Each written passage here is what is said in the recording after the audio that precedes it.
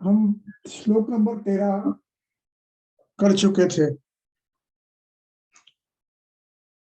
अब उसके बाद 14 श्लोक पढ़ के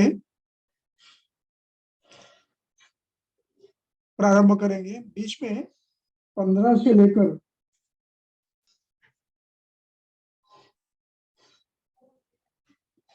23 तक 24 तक इस विषय को मैं स्वतंत्र रूप से रखने वाला हूँ, क्योंकि उसके लिए मुझे थोड़े चार्ट बनाने पड़ेंगे और फिर उसको आपके सामने रखना पड़ेगा। तो उसको, और वो थोड़ा सा क्लिष्ट है तो उसमें आप बोर हो जाएंगे, तो उसको धीरे धीरे हम करेंगे, एक एक को थोड़ा थोड़ा करेंगे। क्यों? तो वो 64 चार्ट्स है, 63। तो एक दिन में समझना कठिन है कि हर व्याख्यान में एक ग्रुप, दूसरे व्याख्यान में ऐसे करके 4-4 के ग्रुप करके वो धीरे धीरे उसको समाप्त करेंगे। तो 14 पढ़ो पहले। भेदः च येषां त्रिषष्टि विधि विकल्पः द्रव्य देश काल प्रभावात् भवति तम उपदेक्ष्यामः। अब ये जो आपको गुण प्रभाव वगैरह सब बताइए, इनके बारे में आगे अध्ययन कैसे किया जाता है, इसके आगे अध्ययन कैसे करना है, इन सभी पंचभौतिक द्रव्यों का वो बता रहे हैं। ये जो कहा कि पंचभूतों का ज्ञान होने के बाद ऐसा कोई द्रव्य नहीं है कि जो औषधि द्रव्य नहीं है, और फिर पता है कि ये द्रव्य गुण प्रभाव से, द्रव्य प्रभाव से, द्रव्य गुण प्रभाव से कार्य करते हैं, और इन सबको वीर्य कहा जाता है। अब इसके बाद कुछ विषय नया प्रारंभ करना चाहते हैं ग्रंथकार। यहाँ तक तो ठीक है, यहाँ गुणों का वर्णन किया। अब ग्रंथकार कहते हैं वेदैश्च येषां विकल्पो देश द्रव्य काल प्रभावान् भवति तम उपदेक्ष्यामः। ये जो पंचमहाभूत है, ये द्रव्य कार्य करते हैं। अब इनको, ये हमें जो मिलते हैं वो मूल रूप में नहीं मिलते हैं, हमें उनका विकार मिलता है। विकार शब्द विकृतिवाचक नहीं है, रोगवाचक नहीं है। विकार का अर्थ है पंचमहाभूत से उत्पन्न द्रव्यों को पंचमहाभूतों का विकार माना जाता है। जैसे प्रकृति से उत्पन्न भावों को प्रकृति विकृति माना जाता है, अष्टविध प्रकृति है और उसके 16 विकार है। उसी प्रकार 5 महाभूत है और इनके विकार रूप में अपरिसंख्येय द्रव्य बनते हैं। अब इन द्रव्यों का अध्ययन कैसे करना, इसके लिए ग्रंथकर्ताओं ने इन महाभूतों के कुछ संयोग बनाए हैं, और इस संयोगों के आधार पर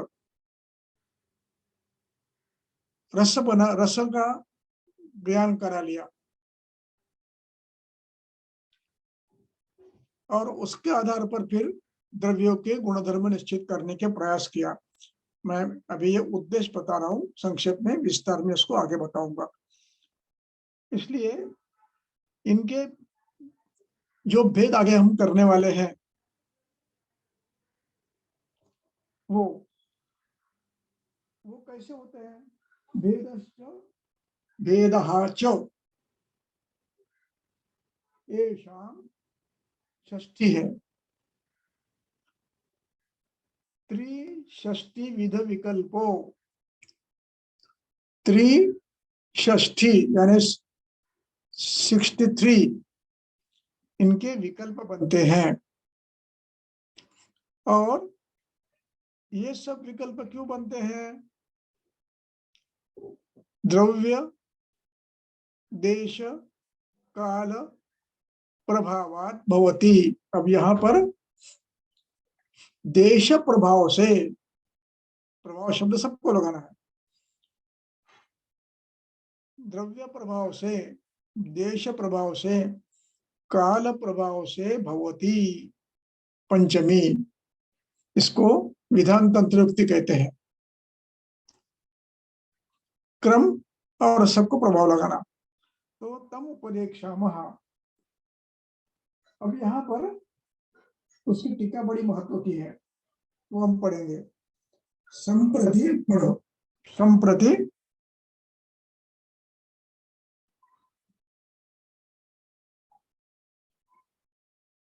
हाँ पढ़ो। भेद च एषां सम्प्रति द्रव्यम् अभिधाय विकृतानां रसानाम् एव भेदम् आह। बस ठहरो, एक एक शब्द एक एक वाक्य पढ़ेंगे। संप्रति द्रव्यम अभिधाय, अभी संप्रति यानी अभी, संप्रति वार्ता श्रूयन्ता, संप्रति यानी अभी, द्रव्यम अभिधाय, यह द्रव्य शब्द से महाभूत है। अभिधाय विकृतानाम रसानाम एवं भेदम आह, महाभूतों के विकृति से रस बनते हैं, उसके भेद बताने का यह अधिकरण है। यहाँ से अधिकरण जो शुरू हुआ है, इन महाभूतों के विकारों का यानी रसों का वर्णन यहाँ से प्रारंभ होता है। द्रव्यम अभिधाय, अभिधाय स्वीकार करते हुए, द्रव्यों को ध्यान में रखते हुए, अभिधाय ये लबंत है, कृत्वा ध्यान में लेकर, द्रव्यों के भेद ध्यान लेकर, विकृतानाम रसानाम भेदम आह, पंचमहाभूतों के विकारों के उत्पन्न होने वाले रस भेदों को बता रहे हैं। आगे पढ़ो। प्रभाव शब्दों, प्रभाव शब्दः द्रव्य देश काले ही प्रत्येकम युज्यते। हाँ, ये प्रभाव शब्द प्रत्येक ही युज्यते, प्रत्येक ही, प्रत्येक द्रव्य के द्वारा इसका उपयोग, इसका प्रयोग होता है। यानी देश, द्रव्य, देश काल प्रभावात, ऐसे द्रव्य प्रभाव से, देश प्रभाव से, काल प्रभाव से ये भेद होते हैं। इसलिए ये प्रभाव शब्द द्रव्य देश काल ही प्रत्येकम युज्यते, द्रव्य से, का देश से और काल से प्रभाव बनता है। अब इसके उदाहरण दे रहे, बता रहे हैं। द्रव्य प्रभाव क्या है, पढ़ो। तत्र द्रव्य प्रभावात् यथा सोम गुण अतिरेकान मधुरः। अतिरेकात पंचमी है, सोम गुण अतिरेकात मधुर रस होता है, ये विकार हो गया पंचमाभूत का, ये एक भेद बन गया।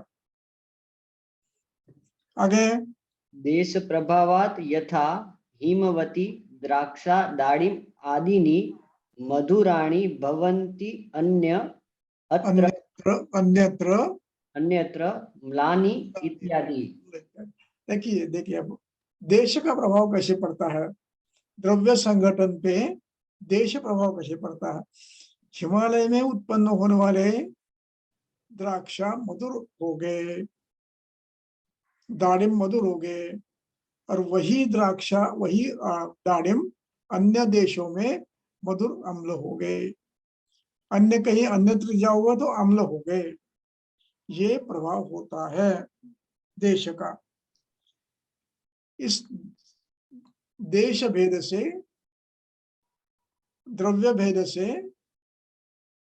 रसों में परिवर्तन आता है। आगे काल प्रभावात यथा बालाम्रम सकषायम तरुणम अम्लम पक्वम मधुरम तथा हेमंते औषधयः मधुरा वर्षासु अम्ला इत्यादि। बस बस बस, यानी द्रव्यों के गुण निर्माण में, गुण ज्ञान में काल प्रभाव भी है।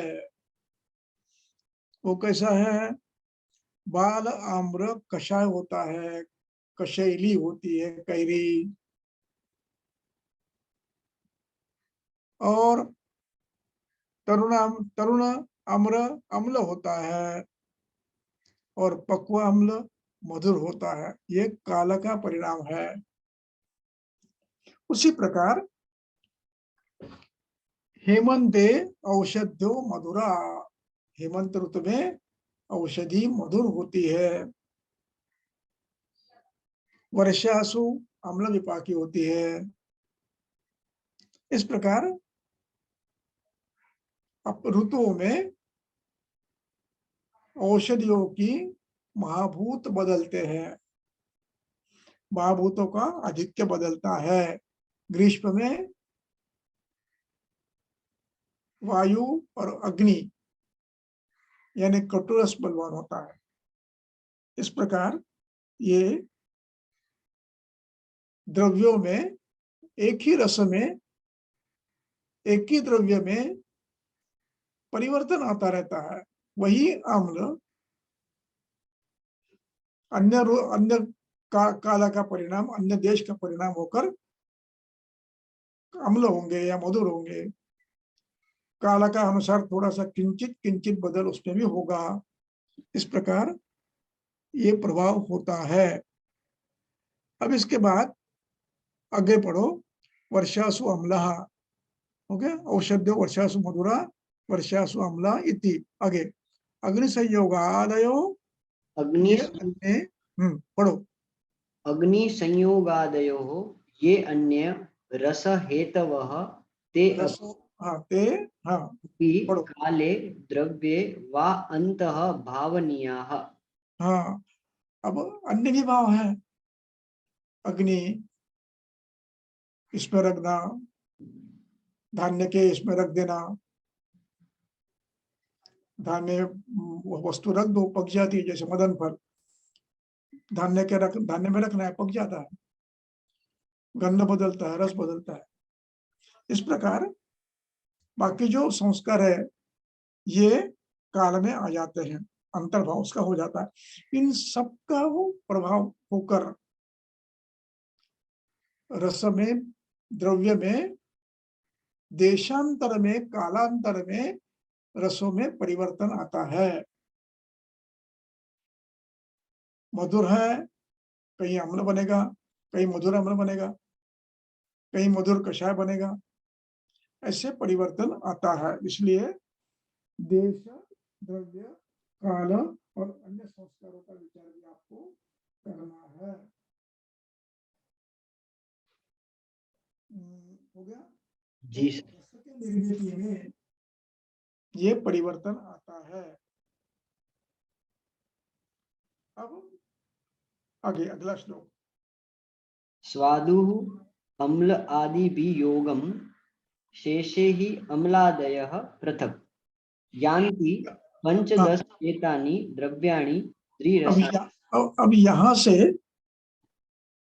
ये द्रव्यों की रसभेदता होने वाली अनेक गणनाएं, मधुर अम्ल, मधुर लवण, मधुर तिक्त, मधुर कटु, मधुर कषाय, उसके बाद लवण अम्ल, लवण तिक्त, लवण कटु, लवण कषाय, उसके बाद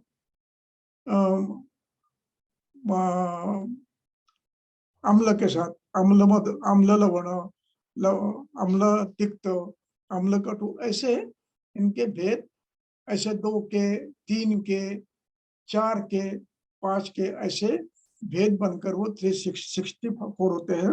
उनका वर्णन आगे किया है। अब ये वर्णन क्यों किया है, ये अभी हम देखना है। इसको विकल्प कहते हैं। ये विकल्प 63 है। अब ये विकल्प क्यों करना पड़ा, उसका ये जो 27 नंबर का श्लोक है, ये बहुत ही महत्व का है। पढ़ो। चरक सूत्रस्थान अध्याय 26 श्लोक नंबर 27। यह स्यात् रस विकल्पज्ञः स्यात् च दोष विकल्पवित् न स मुहेत् विकाराणां हेतुलिंग उपशांतिषु। अब यहाँ जो सात होता है, ज्ञानी होता है, किससे? विकल्पज्ञ, इनको रसों के विकल्प समझ गए हैं और ये विकल्प तत्वतः तो समझे ही है, लेकिन उस तत्व का प्रयोग करके अपने प्रांत में उत्पन्न होने वाला द्रव्य, इसका विकल्प क्या है? विकल्प में जैसे गुरुचि है, तो यहाँ हिमालय में मधुर विपाक ज्यादा बलवान होगा, रस तिक्त होगा, तो मधुर तिक्त और कषाय, इसमें मधुर बलवान होगा, तिक्त कम होगा और कषाय कम होगा। ऐसे भेद अपने आप बनते हैं। देश काल के अनुसार रस रस बदलता नहीं है, लेकिन उसकी ये बदलती है, विकल्प बदल जाते हैं। अब ऐसे विकल्प, इसमें एक विकल्प और है। जैसे एक द्रव्य का एक रस, दूसरे द्रव्य का अम्ल रस, तीसरे का लवण, चौथे का तिक्त, पांचवे का कटु और छठवें का कषाय, ऐसा भी आप मिलाकर एक कल्प बना सकते हो। इसको भी विकल्प कहते हैं। जैसे नवाया श्लोक है, त्रिकटु, त्रिफला, त्रिवर्ग, कटुतिक्त कषाय, इनका प्रयोग किया है एक कल्प में, ये विकल्प बनाया। अब ये विकल्प करते समय जो बलवान चाहिए विकल्प, तो 3 क्लास घेतोय।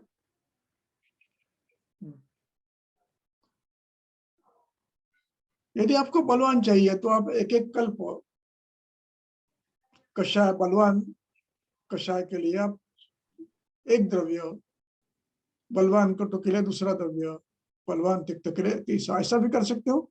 या मध्यम चाहिए तो त्रिफला त्रिकटु, ऐसा कर सकते हो। इस प्रकार विकल्प, जो विकल्प करना जानता है उसको कहते हैं विकल्पज्ञ। यहाँ 7 विकल्पज्ञ एक। ये विकल्प कब करना पड़ता है? ये विकल्प दोषक विकल्प ज्ञान के बाद करना पड़ता है। यानी आपको प्रत्येक रुग्ण में दोषों का विकल्प भी समझना है। यानी श्लेष्मा बलवान उत्तम, पित्त मध्यम, वायु उससे भी कम, अल्प, ये विकल्प हुआ। अब इस विकल्प के ज्ञान के बाद आप कटु द्रव्य, पित्त के लिए तिक्त द्रव्य और वायु के लिए मधुर द्रव्य, इनका चयन करेंगे तो इनके बल के आधार पर करेंगे।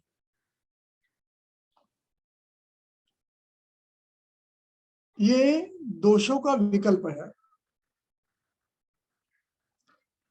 दोषों के विकल्प में आपको तीनों दोषों पर काम करने वाला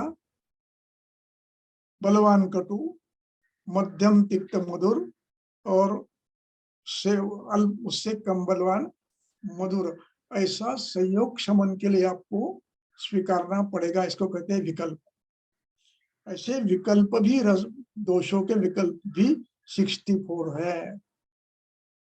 उसका वर्णन चरक में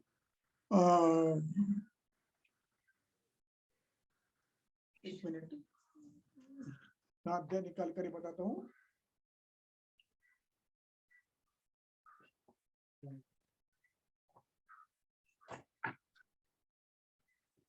सूत्र 18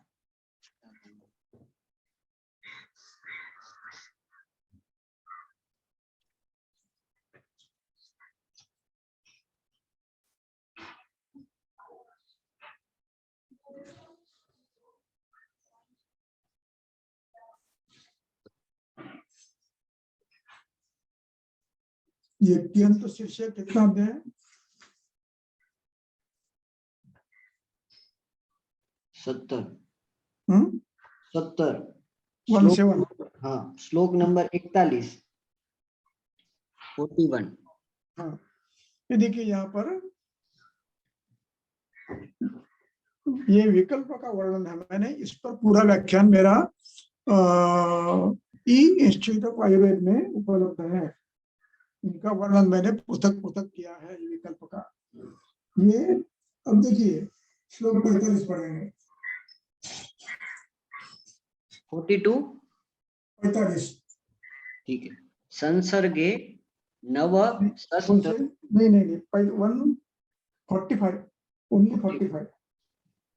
प्रकृतिस्थं यदा पित्तं मारुतः श्लेष्मणक्षये स्थान आदादयः गात्रेषु यत्र यत्र विसर्पति। अब ये दोषों का विकल्प है। पित्त प्रकृतिस्थ है, श्लेष्मा क्षीण है और मारुत वृद्ध है।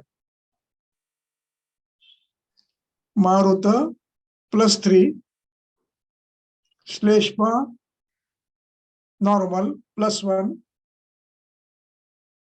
श्लेष्मा नॉर्मल से भी कम क्षीण हो गया है -1 और पित्त प्राकृत। अब इस अवस्था में आपको द्रव्य सेवन करना है जो श्लेष्मा की किंचित वृद्धि भी करे और वायु को नॉर्मल भी करे, वृद्ध है, और पित्त को प्रकोपित न होने दो। इस प्रकार का आपको कल्प निकालना है। यानी अब आप श्लेष्मा क्षय है तो मधुर निकालना है,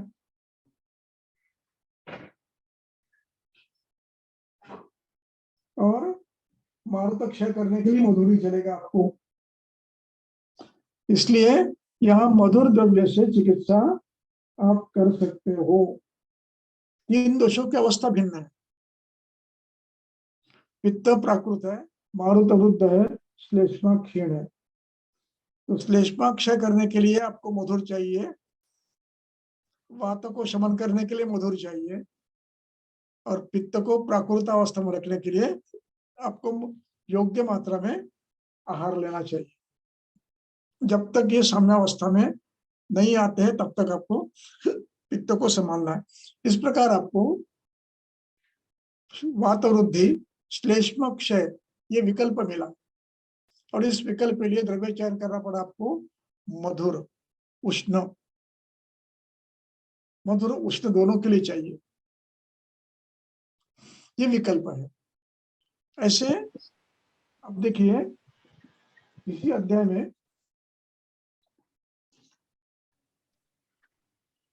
श्लोक 78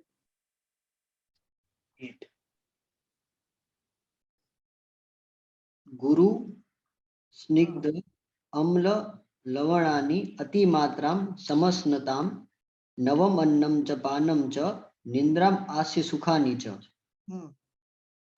त्यक्ता व्यायाम देखिए श्लेष्मा पित्तस्य वर्धते, यहाँ श्लेष्मा भी +2 है, +3 है, पित्त भी +3 है, और वायु कुपित हुआ है परतंत्र रूप से, परतंत्र रूप से हुआ है अवरोध के कारण, ये भी +3 है।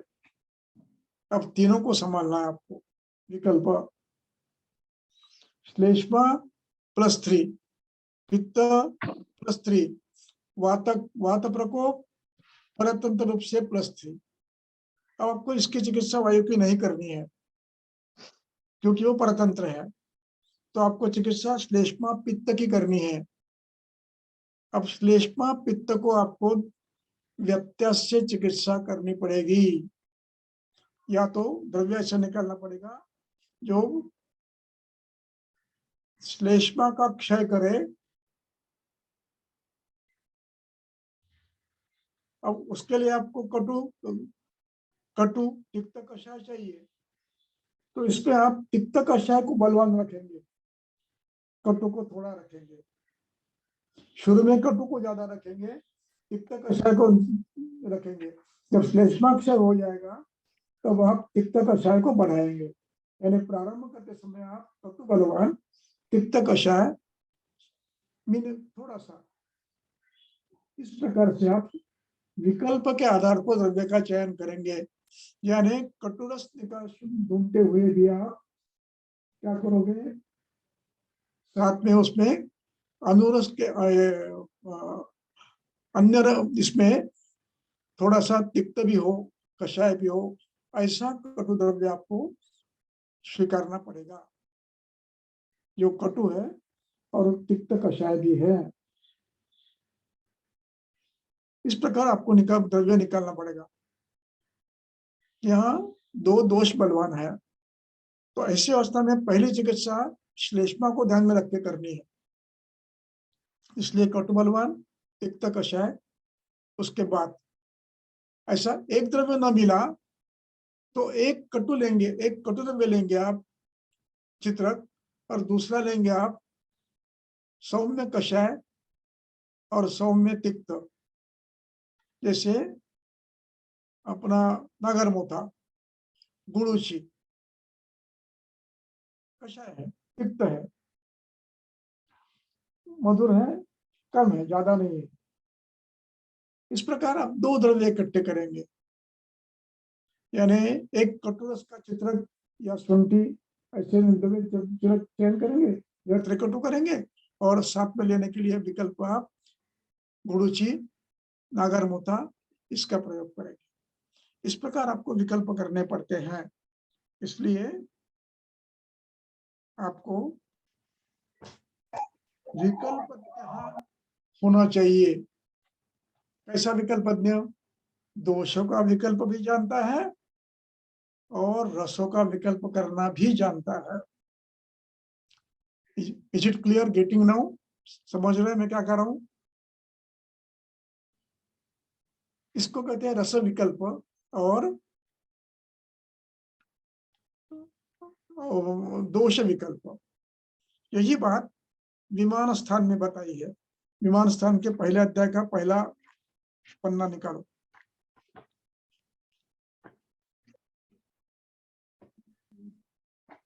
श्लोक नंबर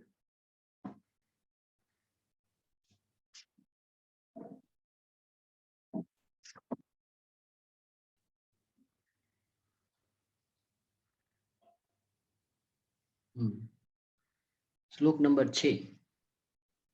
हाँ, तो विकल्प का वर्णन, हाँ,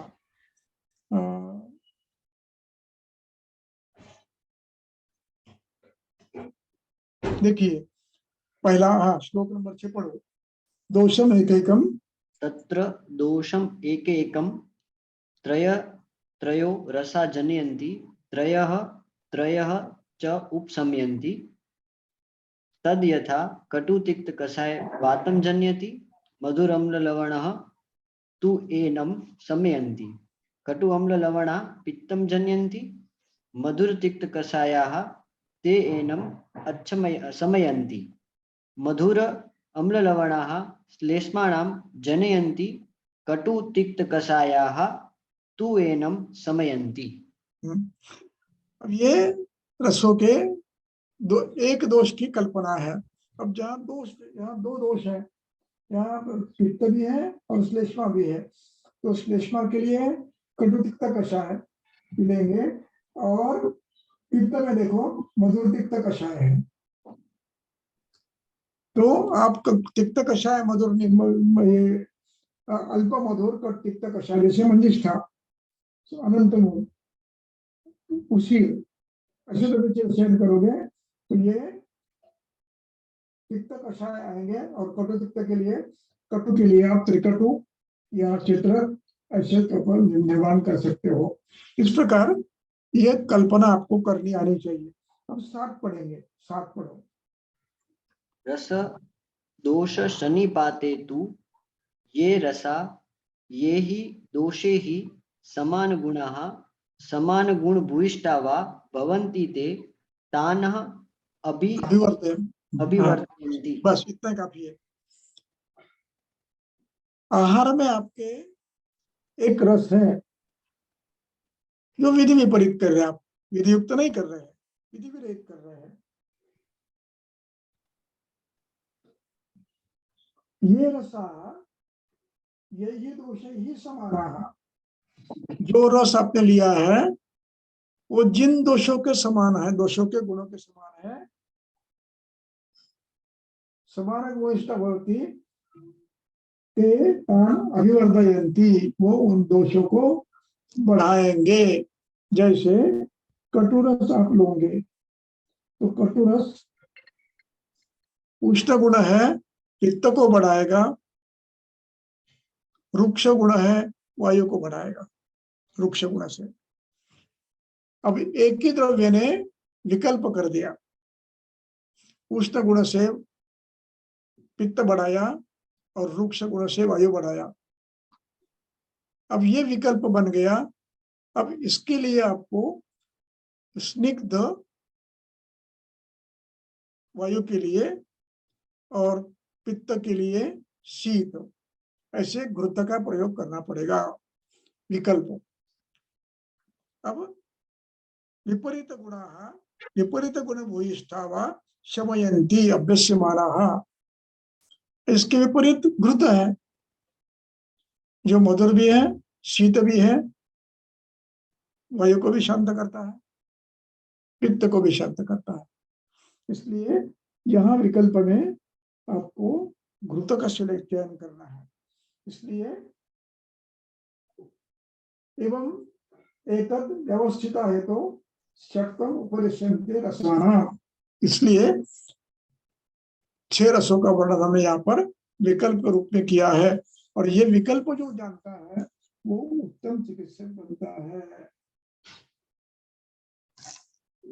इसलिए रसों के विकल्प जानना और दोषों के विकल्प जानना अनिवार्य है, क्योंकि हम चिकित्सा दोषों की करते हैं, रोगों की नहीं करते, ध्यान रखना है।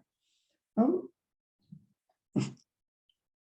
आगे एक बड़ा अच्छा श्लोक आया है, वहां से वो पढ़ेंगे। यहाँ पर चिकित्सक कैसा चाहिए? रस विकल्पज्ञ चाहिए और दोष विकल्पज्ञ भी चाहिए। ये दोनों उसको आने चाहिए, यानी आपको द्रव्य गुण का और दोषों के प्रकोप का कितना अभ्यास करना पड़ेगा, ये ध्यान रखो।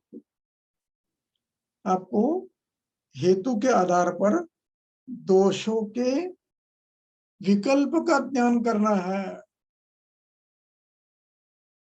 वो आना चाहिए। विकल्प को ही अंशांश कल्पना कहते हैं। विकल्प अंशांश कल्पना, संप्राप्ति ज्ञान में विकल्प ज्ञान आवश्यक है। द्रव्य कौन सा सेवन किया है, उससे कौन से गुण बढ़ते हैं और वो गुण किन दोषों में है। इस प्रकार जिसको विकल्प का ज्ञान है वो विकल्प रसों का विकल्प भी चयन कर सकता है। एक द्रव्य लेकर व 2 लेकर व 3 लेकर या 4 लेकर ऐसे कर सकता है। यहां तक समझ में विषय आ गया।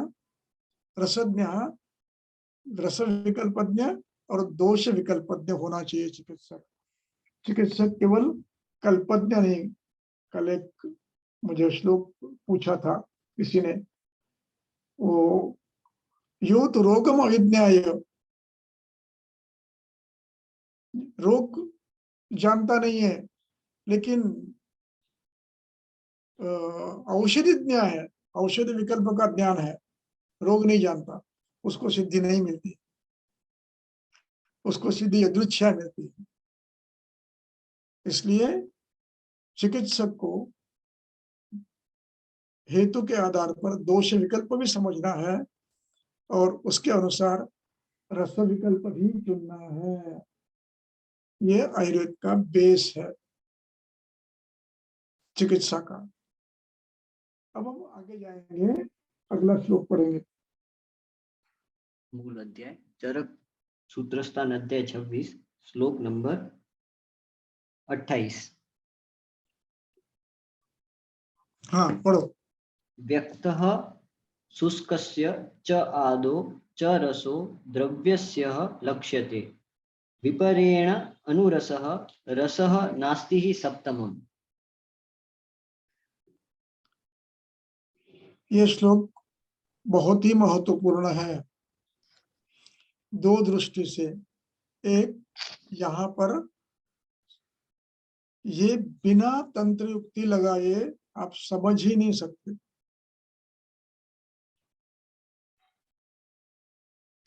यहाँ आपको समुच्चय तंत्र युक्ति लगाना है। समुच्चय तंत्र युक्ति क्या है? एक ग्रुप है या एक जोड़ी है, तो उसमें से आपने एक का नाम दिया और च कह दिया तो दूसरा अपेक्षित है। जैसे गुरुच, गुरुच कहने के बाद आपको लघुच या तो अधिकरण के आधार पर स्निग्धम च, ये तंत्र युक्ति में आपको लेना पड़ता है अधिकरण के आधार पर। अनायास नहीं लेंगे आप। अधिकरण क्या है, विषय क्या है, आवश्यकता क्या है, इस प्रकार। अब यहां पर देखो, व्यक्त शुष्क, व्यक्त शुष्क। अब यहां पर इस श्लोक का अर्थ लगाने के लिए आपको शुष्क व्यक्त च ऐसा एक वाक्य बनाना पड़ेगा। एक मिनट।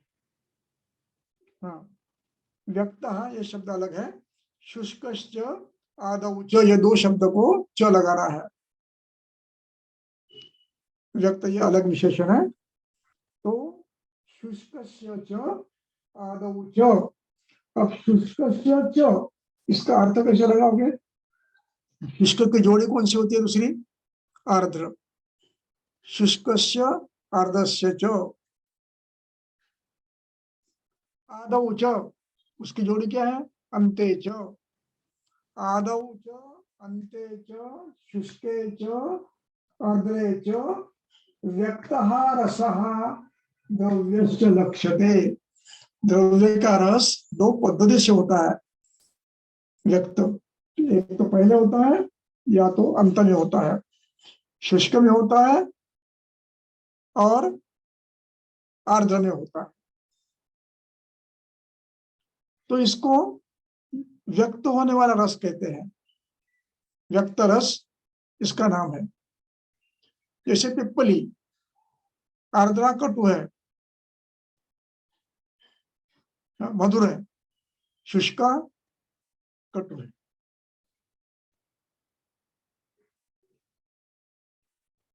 अमला पहले कषाय है, बाद में मधुर है।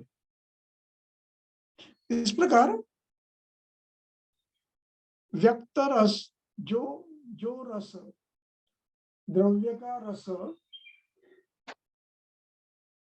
शुष्क अवस्था में व्यक्त होता है अथवा आर्द्रा व्यक्त में व्यक्त होता है अथवा प्रारंभ में व्यक्त होता है, अथवा अंत में व्यक्त होता है, उस रस को व्यक्त रस कहते हैं। व्यक्त रस उसको कहते हैं कि जो स्वच्छ स्पष्ट दिख रहा है, लेकिन वो कैसे दिखता है? शुष्के, आर्द्रे च, आदौ च, अंते च। कुछ द्रव्य में शुष्क में मिलेगा, कुछ में आर्द्र में मिलेगा। शुंठी, शुंठी आर्द्राग्राही है, और आर्द्रा में शुंठी ग्राही है, और अर्द्रक मलभेदक है। इस प्रकार द्रव्यों के रसगुणादि में कालतः फर्क पड़ता है, और ये जो फर्क आपको मिलता है, ये व्यक्त जो होता है उसको या तो पहले, या तो बाद में, या तो शुष्कावस्था में, या तो आर्द्रावस्था में व्यक्त होना चाहिए। उसको व्यक्त रस कहते हैं। तंत्र युक्ति समझ में आ गई? जो कि अब टीका पढ़ेंगे उसके हम। शुष्क से चेती से पढ़ो। शुष्कस्य च एति चकार च कारः आदि आद्रस्य च आदो च एति चकार आद अन्ते च तेन शुष्कस्य वा आद्रस्य वा प्रथम जीवा संबंधे वा अस्वादान्ते वा यो वक्तत्वेन मधुरः अयम् अम्लः अयम् इत्यादीनां विकल्पेन गृह्यते। टीकाकार स्वच्छ कर रहे हैं, मैं फिर से पढ़ता हूँ। शुष्कस्य च इति चकारात् आर्द्रस्य च आदौ च इति चकारात् अन्ते च तेन, समझ गया, तेन शुष्कस्य वा आर्द्रस्य वा प्रथम जीवा संबंधे आस्वादन्ते, आस्वादात् अन्ते वा, आस्वादात् प्रथमे और आस्वादात् अन्ते वा, और ये जो व्यक्त होता है इसको फिर मधुरवा, अम्लवा ऐसे विकल्प से नाम दिया जाता है। यानी एक द्रव्य में शुष्क में जो मिलता है, आर्द्र में जो मिलता है, व्यक्त होता है, पहले जो व्यक्त होता है अथवा अंत में व्यक्त होता है, इनको व्यक्त रस कहा जाता है। और ये व्यक्त रस एक द्रव्य में यदि दोनों है तो उसको विकल्प कहा जाता है। आर्द्र में एक रस है, शुष्क में दूसरा रस है, विकल्प बन गया। एक पहले लगता है, एक अंत में लगता है, विकल्प बन गया। इस प्रकार अब इसके बाद विषय आता है अनुरस किसको कहते हैं? विपर्ययेण अनुरसः। अनुरस किसको कहते हैं? विपर्ययेण अनुरसः, यानी विपर्यय करो आप।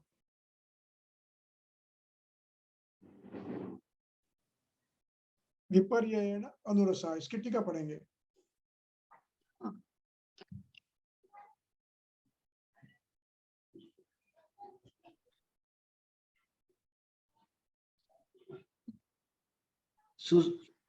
अन्य तो आहु शुष्कस्य च इति अनेन यस्य द्रव्यस्य शुष्कस्य च आर्द्रस्य च उपयोगः तत्र शुष्क अवस्थायां यो अव्यक्तः स रस उच्यते। यह तु आर्द्र अवस्थायां व्यक्तः स न शुष्क अवस्थायां न अनुयायति न असो रसः किंतु अनुरसः, यानी जो रस पहले व्यक्त होता है बाद में व्यक्त नहीं होता है उसको अनुरस कहते हैं। यानी शुष्क आर्द्र में है लेकिन शुष्क में नहीं है, अब शुष्क में जो रस है वो उसका रस होगा, विकल्प होगा, और जो अभिव्यक्त नहीं, पहले व्यक्त व्यक्त होता था अर्धावस्थ में, वो अनुरस है। जो आदव होता है वो रस है, अंत्य होता है अनुरस। तो वो विकल्प हो गया। जो इस प्रकार अनुरस कहते हैं जो कभी अव्यक्त है, एक अवस्था में अव्यक्त है, एक अवस्था में व्यक्त है, उसको अनुरस कहते हैं। जो प्रथम अव्यक्त है वो अनुरस, यानी आंवला में मधुर रस पहले नहीं मिलता है आपको, वहां पर वो अनुरस है। पिप्पली में आपको कटु रस पहले नहीं मिलता है, अंत में मिलता है, वो अनुरस है। इस प्रकार जो व्यक्त होता है, जब व्यक्त होता है उसको व्यक्त कहते हैं, और जो एक बार कहीं कहीं व्यक्त होता है, दूसरी बार नहीं होता, दूसरी जगह नहीं होता, उसको अनुरस कहते हैं। इस प्रकार हमें द्रव्य का भी, अपने पिप्पली ली, पुरानी ली, उसका अनुरस मधुर है, यह ध्यान में रखना है।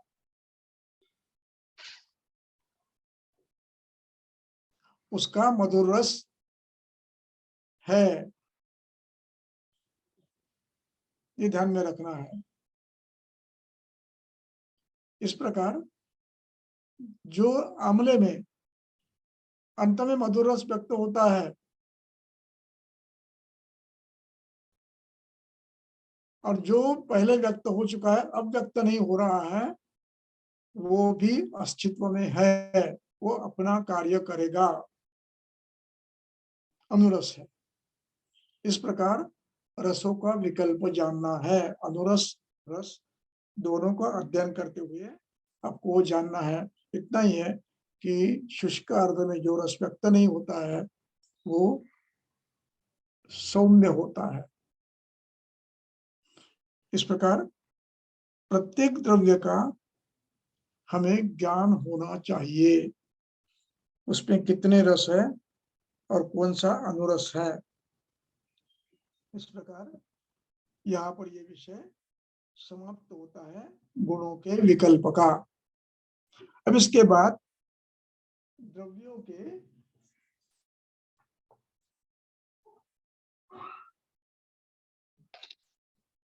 गुरुवादी गुणों का तो वर्णन कर चुके हैं, महाभूतकार गुरुवादी का। अब आगे परापरत्व इन गुणों का वर्णन करेंगे, वो अगले लेक्चर में करेंगे। आज यहीं रुकते हैं। जी सर। बोलो, कुछ प्रश्न है तो पूछो। किसी को कुछ क्वेश्चन है तो वो अपना माइक अनम्यूट करके सर को क्वेश्चन डायरेक्ट पूछ सकते हैं।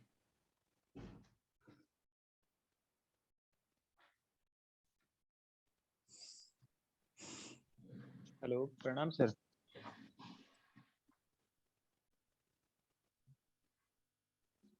हेलो। हेलो। हाँ, प्रणाम सर। प्रणाम। सर, ये जो जैसे कच्चे आम होते हैं ना, हम्म। और या कोई भी फल होता है, उसको एसिटिलीन वगैरह से पका लेते हैं, हम्म। तो उसके बाद में जो उनका रस है वो क्या संस्कार से बदल जाता है या फिर वो अम्ल रस रस के ही? रस बदलता है, लेकिन उसकी शायद वो जो संस्कार के है उसके गुण भी थोड़े से आते होंगे। जो तो सर संस्कार ये, कर रहे हैं उसके भी हाँ, कुछ गुण उसमें मात्रा बहुत कम होगी, लेकिन वो आते हैं। मतलब वो सर थोड़ा अम्ल तो रहेगा ही और वो रहेगा नुकसानकारक ही। होगा। हाँ, अम्लरस तो उसका है ही, अनुरस तो है ही, वो काम करेगा ही, वो व्यक्त नहीं हुआ है। सर ये नुकसानदेह है या नहीं है? नुकसानदेही है, इसके लिए स्टैटिस्टिकली मेरे पास कुछ नहीं है। ये अध्ययन करता ने स्टैटिस्टिक करना चाहिए कि इसके दीर्घकालीन परिणाम क्या होते हैं। दीर्घकालीन परिणाम इसके कैंसर रूप में हो आ सकते हैं। यदि किसी आपने द्रव्य का प्रयोग किया है, विषैले द्रव्य का या केमिकल का, तो उसके अंत में परिणाम आते हैं, वो जाते नहीं। उसको एक शब्द है चरक में, बाधा कर सानुबाधनम दीर्घ काल से बाधा करने वाले चरक के पहले अध्याय में, चिकित्सा स्थान के पहले अध्याय में सानुबाधनम शब्द आया है। दीर्घ काल से बाधा करने वाले, अनुबंध के बाद बाधा करने वाले, इसलिए हो सकता है, लेकिन इस पर स्टैटिस्टिकल डेटा कलेक्ट करना चाहिए और ये काम लंबा है। तो सर बहुत हम दिनों- इसमें हाँ? सर हम इसमें कोई और संस्कार कर सकते हैं क्या? जैसे बाहर से एसिटिलीन से वो आया है, पक के आया है, तो उसमें कुछ और संस्कार किए जा सकते हैं क्या हमारे द्वारा, ताकि वो हार्मफुल नहीं हो लोगों के लिए? हाँ, है ना, आम पकाने की पद्धति है। आम कच्चा आप ला लो घर में और घास पे, नीचे घास ऊपर घास ऐसे रख दो, वो अपने आप पकता है। ये पद्धति है, ठीक है हम सर। लोग करते थे इस प्रकार। हमारे गांव में, हमारे घर में आम आते थे तो हम उसको घास के ऊपर रख देते और ऊपर से घास डाल देते थे और धीरे धीरे वो 2-3 दिन में पक जाते थे। जब पक गया उसको खाते थे हम लोग। ऐसे कर सकते हैं। ठीक है सर, प्रणाम।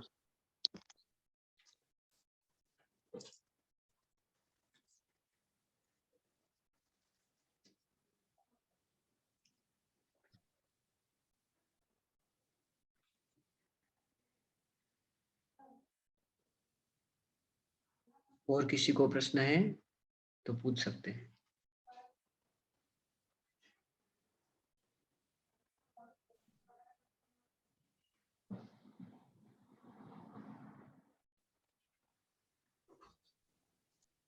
सर प्रणाम सर। प्रणाम। सर विकल्प एक बार फिर से समझा दीजिए, थोड़ा कंफ्यूजन हो रहा है सर। बताऊंगा फिर अगले लेक्चर में, फिर बताऊंगा। Yes sir, yes sir. कौन सा विकल्प चाहिए आपको? सर जो रस का विकल्प था ना, हाँ, वहां पे श्लेष्मा और पित्त वाला।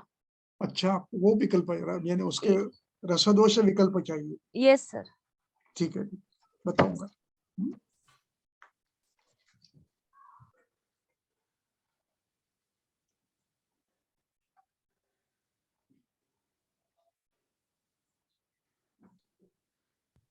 और सर एक प्रश्न और है कि जब हम द्रव्यों का सिलेक्शन करते हैं मरीज का इलाज करने के लिए, तो जो अंत में जो एक बन के आएगा वो कैसे हम डिसाइड करेंगे?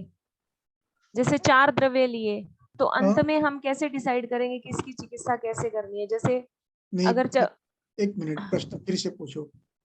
सर अगर हम किसी रुग्ण की चिकित्सा कर रहे हैं और उसमें हमने 5-6 द्रव्य सेलेक्ट किए हैं, तो उनको लास्ट में हम जैसे एक बनाते हैं ना कि ये द्रव्य में ये गुण महाभूत, ये प्रधान है, तो ऐसे कैसे? जैसे अभी च्यवनप्राश है, वो उसमें बहुत सारी ड्रग्स हैं, तो हम कैसे निष्कर्ष निकालेंगे कि इसमें ये दवा का लास्ट में ये निकलता है? हाँ, तो उसकी पद्धति ये है कि च्यवनप्राश में जो द्रव्य हैं अलग अलग, हर एक के रस उसके सामने लिख लीजिए। ठीक है सर। हर एक के रस उसके सामने लिखिए, तो इसमें रिपीटेशन होगा। ठीक है। मधुर रस, जब मधुर रस कुछ 10 होंगे, कुछ तिक्त 10-15 हो गए, कुछ कटु 10-15 हो गए, कुछ कषाय होंगे। Yes sir. तो इस प्रकार इसमें बलवान कौन है, ठीक है सर, एवरेज निकालना है। एवरेज निकालना है। और दूसरों का कितना ग्रेड देंगे, जिसको हम लोग को कितना ग्रेड देंगे, कटु को कितना देंगे, तिक्त को कितना देंगे। और च्यवनप्राश 6 के 6 रस है, उसमें तैल भी है, घृत भी है, मधु भी है, आंवला भी है और तेज पत्ता भी है, यानी सब रस है। तो कौन बलवान है, कौन सा रस ज्यादा बलवान है? इसमें मधुर रस बलवान नहीं है। मधुर रस केवल घी का है, ठीक है सर। यानी मधुर रस इसमें है, लेकिन शर्करा ज्यादा नहीं डालते, थोड़ी डाले, वो बलवान नहीं है। लेकिन आंवला का रस जो कषाय है वो बलवान है। और कुछ तिक्त द्रव्य है वो भी बलवान है, मध्यम बलवान, नंबर 2 पे। कुछ कटु है, ये अनोरस है उसका। इस प्रकार आपको सर सभी औषधों का ऐसे ही करना है? ऐसे सभी औषधों का ऐसे करना। और अनुपान और जो हम साथ में देते हैं वो भी इसी तरह से देखना है सर। अनुपान व्याधि के विपरीत प्रयोग करना है, व्याधि के दोषों के विपरीत गुणों का अनुपान। ठीक है सर, धन्यवाद सर, थैंक यू सर। संदर्भ अगली बार दूंगा। हाँ जी सर, धन्यवाद सर। धन्यवाद। बंद करूं या अभी है कुछ?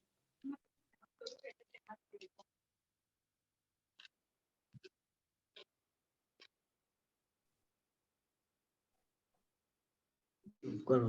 किसी को कोई प्रश्न है तो पूछ सकते हैं। किसी को कोई प्रश्न है?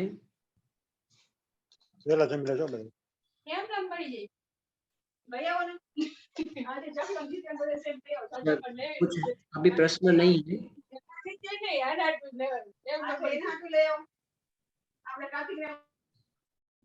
किसी को सर प्रश्न नहीं है कोई? चलो बंद करता हूँ फिर। जी सर।